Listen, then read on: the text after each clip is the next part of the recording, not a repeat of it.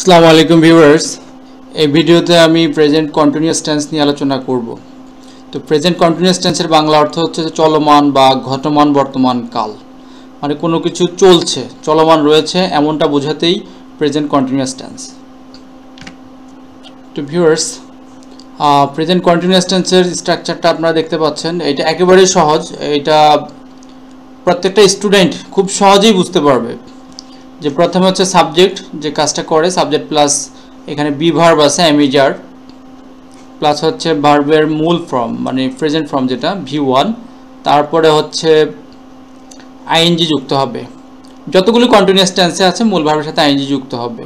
এটা ফিউচার কন্টিনিউয়াসের ক্ষেত্রে একই, এবং ফার্স্ট কন্টিনিউয়াসের ক্ষেত্রেও মূল ভার্বের সাথে অবশ্যই আইএনজি যুক্ত হবে, প্লাস হচ্ছে এক্সটেনশন। আর বাংলাতে কীভাবে চিনবো আমরা? এখানে বাংলাতে চলমান বোঝাতে তেসে, তেসো, চ চ থাকতে পারে, চ চ এইকার থাকতে পারে, তাছাড়াও এইভাবে চ চে এই ধরনের শব্দাংশগুলো থাকতে পারে।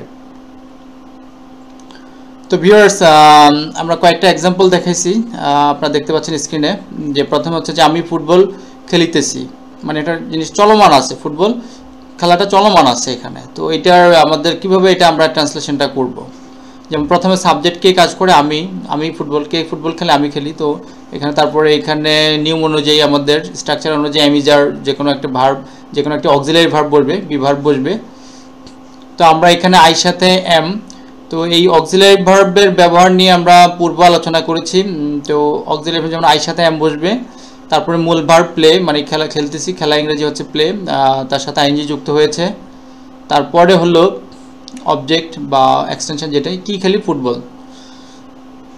আরও একটি সেন্টেন্স এখানে, সে একটি কাজ করিতেছে, হি ইজ ডুইং ওয়ার্ক।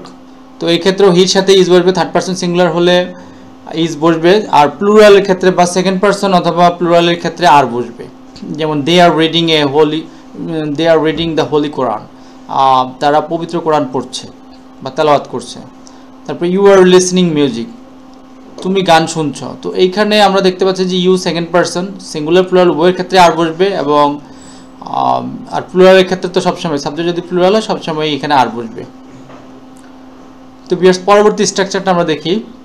পরবর্তী স্ট্রাকচারটা হচ্ছে সাবজেক্ট একই সেম স্ট্রাকচার, জাস্ট এখানে নট যুক্ত হবে নেগেটিভ সেন্টেন্সের জন্য। এখানে আর তেমন কিছুই না, বাকি যে বাংলা চীনার উপর সব আগের মতোই, তেসো তেসো এগুলি থাকবে, চ চ থাকতে পারে, সাথে জাস্ট এখানে নেগেটিভ যেহেতু না শব্দটা অতিরিক্ত যুক্ত হবে, নার জন্য নট। এই নটটা বসবে কোথায়? বি ভার্ব মানে আমাদের অক্সিলারি ভার্ব, সাহায্যকারী ভার্বের মাঝখানে বসবে, সাহায্যকারী ভার্ব এবং মূল ভার্বের মাঝখানে বসবে। যেন I am not playing football, আমি ফুটবল খেলছি না। এটা ভাষাগত সৌন্দর্যতার জন্য আমরা খেলতেছি না এটা ব্যবহার করি না, খেলছি না। তারপরে হচ্ছে he is not doing a work, সে কাজ করছে না, একটি কাজ করছে না। তো এই স্ট্রাকচারটা আমাদের প্রেজেন্ট কন্টিনিউয়াস টেন্সটা আসলে একেবারে সহজ। এটা যত দুর্বল স্টুডেন্টই হোক না কেন এটা অবশ্যই বুঝতে পারবে তারা, এবং এই টেন্স অনুযায়ী এই ধরনের বাংলা বাক্যকে, প্রেজেন্ট কন্টিনিউয়াস বাংলা বাক্যকে অবশ্যই সহজে তারা ট্রান্সলেশন করতে পারবে। তো ভিউয়ার্স, এখানে ভার্বের প্রেজেন্ট ফর্ম তো আমরা আগেও দেখাচ্ছি অন্যান্য ভিডিওতে, এখানেও দেখাচ্ছে যে ভার্বের প্রেজেন্ট ফর্ম, ভার্বের 3টা ফর্ম আছে, তার মধ্যে মূল present form, first participle form. তো ভি1 বলতে আমরা প্রেজেন্ট ফর্মকে বুঝি।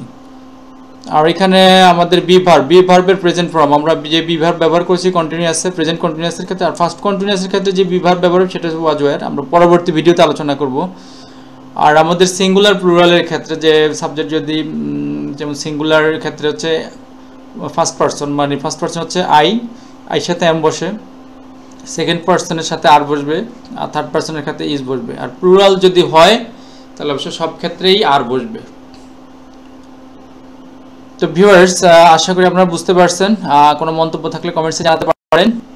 ধন্যবাদ।